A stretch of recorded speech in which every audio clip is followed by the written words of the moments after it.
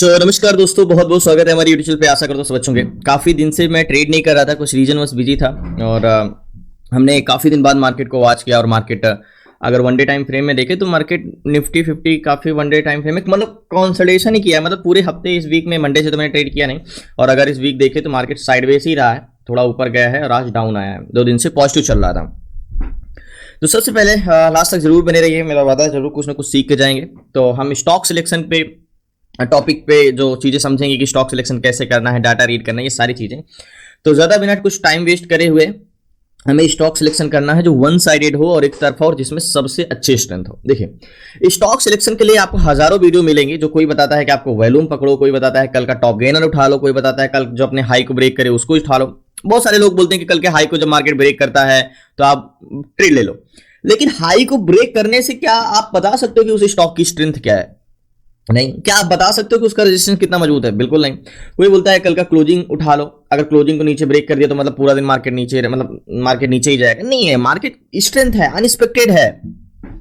कब क्या हो जाए, किधर जाए, क्लोजिंग और ओपन प्राइस से कोई लेना देना होता ही नहीं है। मेन चीज इंपॉर्टेंट होता है कि हाँ, क्लोजिंग और ओपन प्राइस एक आप उसको हॉरिजॉन्टल जोन के हिसाब से यूज कर सकते हो। बट अगर आप कोई ये बोले कि कल का क्लोजिंग ब्रेक करे तो क्या उस पर ट्रेड कर सकते हो? बिल्कुल नहीं। देखो, मार्केट को अगर आपको प्रेडिक्ट करना है तो प्रेजेंट टाइम में वो क्या चाह रहा है ये प्रेडिक्ट करना समझ में आना चाहिए। मतलब अगर आपको ये जानना है कि स्टॉक किस साइड जाना चाह रहा है तो अभी उसका डाटा क्या है ये समझना जरूरी होता है।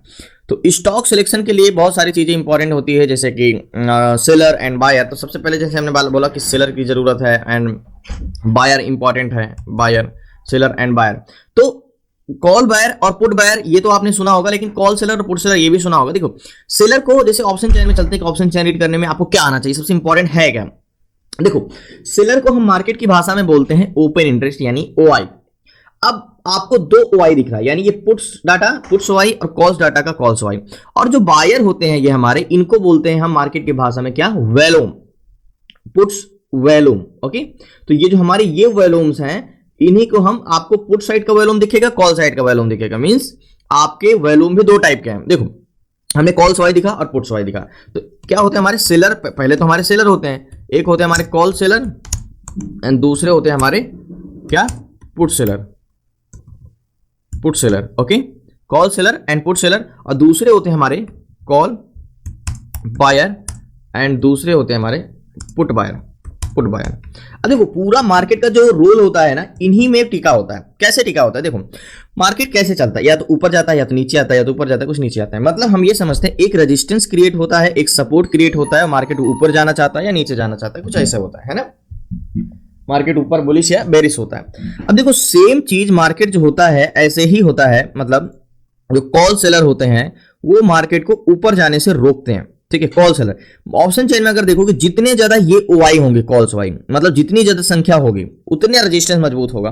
और पुट सेलर यानी पुट्स ओआई, जितने ज्यादा पुट्स ओआई होंगे उतना ही मार्केट में सपोर्ट मजबूत होगा। यानी ये हो गए पुट साइड का डाटा, ये पुट्स ओआई, और जितने ज्यादा इनकी संख्या होगी पुट्स ओआई की उतना ही सपोर्ट मजबूत होगा। सेम जो कॉल्स बायर होते हैं वो मार्केट को बुलिश यानी ऊपर की ओर ले जाते हैं, और जितने ज्यादा कॉल्स वैल्यूम होंगे उतनी उसकी स्ट्रेंथ होगी, और जितने ज्यादा पुट साइड का पुट्स वैल्यूम होगा उतनी ज्यादा उनकी बेरिश स्ट्रेंथ होगी। तो अब हमें समझ में आ गया कि सेलर मार्केट में रेजिस्टेंस क्रिएट करते हैं और सपोर्ट क्रिएट करते हैं, और बायर मार्केट को बुलिश स्ट्रेंथ ले जाते हैं और बेरिश। मतलब मार्केट चलता किसकी वजह से है? बायर की वजह से। और मार्केट के प्रतिरोधक कौन है? वो है सेलर। अब इसी को हम थोड़ा इस टाइप से समझते हैं। देखो, पीसीआर, जब हम सेलर को हम बोल देते हैं पीसीआर, जब शॉर्ट फॉर्म है पीसीआर यानी put seller and call seller equal to ratio, and इसी को बोलते हैं हम CPR, right? PCR and CPR. CPR market की स्ट्रेंथ डिसाइड करता है कि क्या स्ट्रेंथ होगी, और ये डिसाइड करता है कि सपोर्ट मजबूत है कि रेजिस्टेंस मजबूत है। देखो, अब सारी चीजों को हम साइड करते हैं, हम मेन टॉपिक पे चलते हैं। जैसे ऑप्शन चैन में मैंने क्या बोला, अब सारी चीजें इरेज कर दो। हमें ऐसे स्टॉक चाहिए जो वन साइडेड हो, मतलब एक तरफा है। अगर मैं बुलिश ट्रेड लेता हूं तो trade target they, by chance अगर अगेंस्ट भी जाता है, टारगेट नहीं मिलता, तो ज्यादा से ज्यादा जिस प्राइस में हम खरीदें उसे एक प्राइस में कंसोलिडेशन कर जाए, लेकिन रिवर्स नहीं करना चाहिए। मतलब पता लगा हमने यहाँ पे सपोर्ट पे बाई किया, टारगेट लिया और मार्केट रिवर्स करके नीचे चला गया, ऐसा हो ही नहीं सकता। मतलब 80% चांसेस है कि टारगेट दे, 20% चांसेस है कि वो कंसोलिडेशन करे। मतलब बाई चांस अगर वो मार्केट हमारे अगेंस्ट गया, कुछ ऐसा हुआ, तो ये कैसे डिसाइड होता है? देखो, या तो स्टॉक में स्ट्रेंथ बहुत ज्यादा हो, मतलब इतनी ज्यादा बुलिश स्ट्रेंथ हो कि सपोर्ट कमजोर होने के बावजूद भी मार्केट नीचे जाना ही ना चाहे, उसकी स्ट्रेंथ ही ना हो। ठीक है, या तो सीपीआर बहुत स्ट्रांग हो, या तो इतना मजबूत सपोर्ट हो, यानी पीसीआर इतना अच्छा हो कि मार्केट की स्ट्रेंथ अगर चेंज हो जाए, बेरिस भी जाना चाह रहा है तो उस सपोर्ट को तोड़ ही ना पाए, ऐसा होता है। तो ये कैसे होगा, ये इतने सारे एफएनओ स्टॉक में से एक स्टॉक पिक करना है जो वन साइडेड है और एक तरफा है, तो कैसे होगा, सबसे अच्छा डाटा किसका है। देखो इसके लिए मैंने आपको ऑप्शन शीट्स दी है जिसमें आपको सारी चीजें मिल जाएगी एक क्लिक में कि आपको कैसे क्या सारी चीजें देखनी है, ठीक है। अब यहां पे क्या है, आपको सारा का सारा डाटा यहां पे ऑलरेडी है जो कि पीसीआर, अब देखो आप पीसीआर का मतलब क्या है अब आप आराम से समझ जाओगे, सीपीआर का क्या मतलब है आपको आराम से समझ जाओगे, एंड वॉल्यूम चेकर जो मोस्ट इंपॉर्टेंट है। एंड ये है हमारा सेक्टर। आज सेक्टर की बात करें तो मात्र ऑयल एंड गैस चला है, वो भी 0.18%, और उसमें से 5 में से 4 स्टॉक पॉजिटिव है, बाकी सारे नेगेटिव, बाकी पूरा मार्केट डाउन है। देखो हर एक sector, chemical, energy, pharma, finance, financial service, metal, consumer, IT, FMCG, सारे सेक्टर नेगेटिव है। अगर सिर्फ ऑयल एंड गैस को छोड़ दे तो वाई लाइनर की बात करेंगे तो हमें क्या एक स्टॉक मिलेगा जो वन साइडेड हो या एक तरफा हो जिसमें हम ट्रेड कर सकें। एक तो बेल हो गया जो 2 एबव है लेकिन ऑलरेडी 3 एबव 4% चल चुका है। फेडरल बैंक 234 रुपए, इस पर ट्रेड कर ही नहीं सकते। और बाकी देखो वॉल्यूम चेकर, देखो ये होता है कि 9, मैं हमेशा बोलता हूँ जो ओआई लाइनर होता है ना, हमेशा आप इसको स्लाइड करके 940 के बाद का डाटा देखोगे तो एग्जैक्टली कभी भी आप डाटा जो देखा जाता है 940 या 950 के बाद का देखा जाता है, क्योंकि सुबह का मार्केट में ना बहुत उतार चढ़ाव होता है, तो एग्जैक्ट डाटा वो आप उस पर कंसिडर ही नहीं करोगे। 940 पे कौन से डाटा ऐड हुए ये, तो यहाँ पे दिख रहे हैं तो किसी में वॉल्यूम सिर्फ एक अगर बेल को हटा दें जो कि ऑलरेडी चल चुका है, तो किसी में अगर पीसीआर बढ़ रहा था तो सीपीआर नहीं बढ़ा। यहाँ पे तो आपको स्ट्रेंथ मिले, फॉरएवर भी स्ट्रेंथ है पॉलिसी बाजार में, बट ये कल का है, वॉल्यूम चेकर डाउन है। हिंद पेट्रो, एक हिंद पेट्रो मिला है 0.7 का पीसीआर है, 2 एबव स्ट्रेंथ है, 5 पॉइंट चला है मात्र। हिंद पेट्रो 5 पॉइंट चला है, 6%। कोई भी स्टॉक, एक टाइटन है 1.2 की स्ट्रेंथ है, कोई खास है नहीं वैसे। एसबीआईएन है,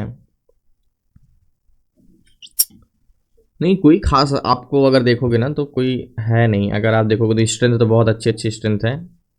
एनबीसीसी में है, अब इसमें देखो जैसे 4 एबव स्ट्रेंथ है डिविस लैब में, ठीक है, लेकिन पीसीआर 0.42 का है और 2% के आसपास चला है। 11% क्या है, सीपीआर तो बढ़ा है बहुत अच्छा, बायर अभी भी ऐड हो रहा है, लेकिन क्या है पीसीआर का मतलब सपोर्ट, मतलब ये स्टॉक में क्या है, ऐसा स्टॉक है इतनी स्ट्रेंथ तो बहुत ज्यादा है लेकिन रजिस्टेंस इतना मजबूत होता जा रहा है कि वो तोड़ ही नहीं, तोड़ेगा तो बहुत बड़ी कैंडल्स बना के ऊपर निकले, कुछ इस टाइप से है। तो डिविस लैब को वाई लाइनर पे लगा लेते हैं, एक बार देख ही लेते हैं कि क्या है, क्योंकि पीसीआर तो घट रहा है लेकिन सीपीआर बहुत बहुत बहुत स्ट्रांग है। डिविस लैब देखो पीसीआर घट रहा है राइट, लेकिन सीपीआर की बात करेंगे तो देखो बायर अच्छे खासे इंक्रीज हो रहे हैं। ऑप्शन चेन में देख लेते हैं, वैसे आज मेरे हिसाब से ट्रेड ना करना ज्यादा बेटर है, आज वो स्टॉक है ही नहीं है। डिविस लैब में कॉन्ट्रैक्ट पूरे के पूरे ग्रीन है 16,000, स्ट्रेंथ बहुत अच्छी स्ट्रेंथ, मतलब अगर आप डिविस लैब की बात करो स्ट्रेंथ, लेकिन क्या मजबूत, जैसे मैंने आपको एक चीज बताया ना कि देखो हमने तो चार्ट अभी और डिविस लैब का लगाया ही नहीं, मैंने क्या बोला ये स्टॉक ऐसे कुछ कंसोलिडेशन कर रहा है इस टाइप से, स्ट्रेंथ बहुत ज्यादा है, ब्रेक करेगा तो एक बड़ी कैंडल्स बना के ऐसे जाएगा, लेकिन थोड़ा सा रिस्क है। डिविस लैब का तो अब हम चार्ट देखेंगे बाद में, लोग पहले चार्ट देखते हैं, हम लोग बाद में चार्ट देखते हैं। तो क्या डिविस लैब में हम रिस्क ले सकते हैं, चलो लेते हैं, क्योंकि स्ट्रेंथ अगर आप देखो ना 4.35 की स्ट्रेंथ है, बहुत अच्छा स्ट्रेंथ है। तो अगर हल्का सा सेलर डाउन हुए यानी रेजिस्टेंस कमजोर हुआ तो स्टॉक निकल जाएगा ऊपर। तो वन डे टाइम फ्रेम में लगाएं, तो हमें ट्रेड करने के लिए सबसे इंपॉर्टेंट चीज़ है हॉरिजॉन्टल जोन होता है। तो हॉरिजॉन्टल जोन के लिए हमें सबसे स्ट्रांग अगर हॉरिजॉन्टल जोन कोई मिल रहा है तो ये हॉरिजॉन्टल जोन है। अब आ जाएंगे हम 5 मिनट टाइम फ्रेम में, ओके। तो चलो ये ब्रेकआउट है, अब आ जाएंगे हम गैन कैलकुलेटर में, गैन कैलकुलेटर ओपन करेंगे। गैन कैलकुलेटर में हॉरिजॉन्टल जोन का प्राइस डालेंगे, वो है 6,648, 6648, 6,662 पे जाएगा तो बाई कर सकते हो, 57 तक गया है, 62 पे जाएगा तो बाई कर सकते हो। टारगेट क्या ले सकते हो, 79 का, तो अगर हम अभी बाई कर ले तो 79 का यहाँ का टारगेट ले सकते हैं। लास्ट बार मैं इस पर ट्रेड लेता हूँ। क्या बोला कि मार्केट रेजिस्टेंस मजबूत है, सेलर इसको जाने नहीं दे रहे हैं, क्या ऑल टाइम हाई पे तो नहीं है ना, नहीं ऑल टाइम हाई पे, मतलब यहाँ पे रेजिस्टेंस बहुत मजबूत है। आप देखो सपोर्ट स्ट्रॉन्ग, मतलब यहाँ पे रेजिस्टेंस भी है, अगर यहाँ को ब्रेक करेगा तो 80, हाँ ये वाला टारगेट आराम से, प्राइस सेक्शन से भी हमें 79 का टारगेट मिला है गैन के हिसाब से। मैं इस पर ट्रेड लेता हूँ, लास्ट तक बने रहिए। सो फाइनली डिविस मैंने 50 पॉइंट लिए, 66,800 रुपए का फंड लगा, 66,000। पहली बार मैंने 60,000 से प्लस बाइंग किया 6,000 66,000 पे। 57 की बाइंग है और 58 चल रहा है, 6,658 चल रहा है और 57 की बाइंग है। और अब बात करते हैं, मैंने 50 क्वांटिटी बाई किया है टारगेट की। तो टारगेट मैंने आपको दो तरीके लेने सिखाया है, जैसे प्राइस एक्शन और एज अ गैन कैलकुलेटर। तो देखो प्राइस एक्शन से वन डे टाइम फ्रेम का जो हमारा टारगेट रहेगा वो ये हम ले सकते हैं एग्जैक्टली। अगर आप देखोगे ना तो ये वाला टारगेट 74 है, तो 12 4 16 17 पॉइंट का टारगेट ये 73। हाँ तो वेट करते, 74 का भी टारगेट बहुत है, 55 चल रहा है, 25 पॉइंट का टारगेट है, 20 पॉइंट 22 पॉइंट का। बाकी गैन के हिसाब से तो 79 का टारगेट मिल रहा है। क्या वन डे टाइम फ्रेम एक बार फिर से लगाएं, क्या हमें 79 का टारगेट मिलेगा? मेरे हिसाब से ना होल मार्केट सेंटिमेंट नेगेटिव है, तो हमें बहुत बड़े टारगेट के लिए नहीं जाना चाहिए। अगर ये मिलता है तो जो भी मिल रहा है यहाँ से लेकिन निकलना ज़्यादा बेटर है। तो वेट करते हैं, लास्ट तक बने रहिए प्लीज़, नए सबको सब्सक्राइब कर लीजिएगा।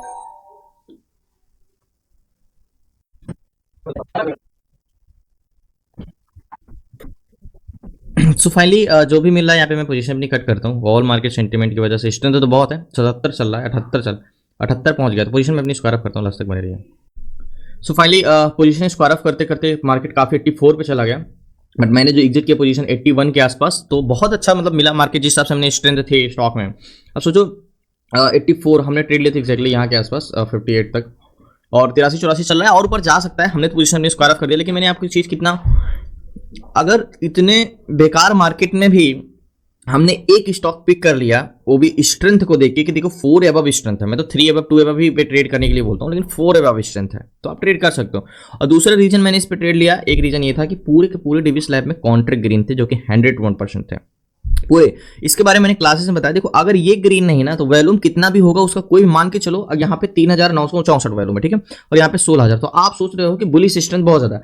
लेकिन अगर यही कॉन्ट्रैक्ट ग्रीन ना हो और यही कॉन्ट्रैक्ट पुट साइड का ग्रीन हो, तो ये 16,000 का हम इंपॉर्टेंट नहीं देंगे, लेकिन ये 4,000 को हम ज्यादा इंपॉर्टेंस देंगे, तो हम इधर का ही ट्रेड लेंगे, तो इंपॉर्टेंट रखता है। तो धन्यवाद आपका, शुक्रिया। काफी दिन बाद मैंने आज मार्केट वॉच किया, काफी बिजी था कुछ पर्सनल काम की वजह से। बाकी कोशिश रहेगी कि अब डेली ही वीडियोज और ट्रेड करें। बाकी धन्यवाद आपका, शुक्रिया लास्ट तक बने रहने के लिए। प्लीज़ आपसे रिक्वेस्ट है, चैनल को सब्सक्राइब कर लीजिएगा। आपको सीखना है टू जेड सारी चीज़ स्टॉक मार्केट से रिलेटेड, तो डिस्क्रिप्शन में नंबर आपसे व्हाट्सअप करके जुड़ सकते हैं 6 मंथ की क्लासेस में, जिसमें हम stock inter, stock SIP, ETF SIP, option selling, option buying, stock fundamental, A to Z सारी चीज़ें 6 मंथ की क्लासेस में। तो धन्यवाद आपका, शुक्रिया, एंड कल मिलते हैं न्यू ट्रेड न्यू शेयर के साथ। शुक्रिया एंड जय हिंद, जय भारत।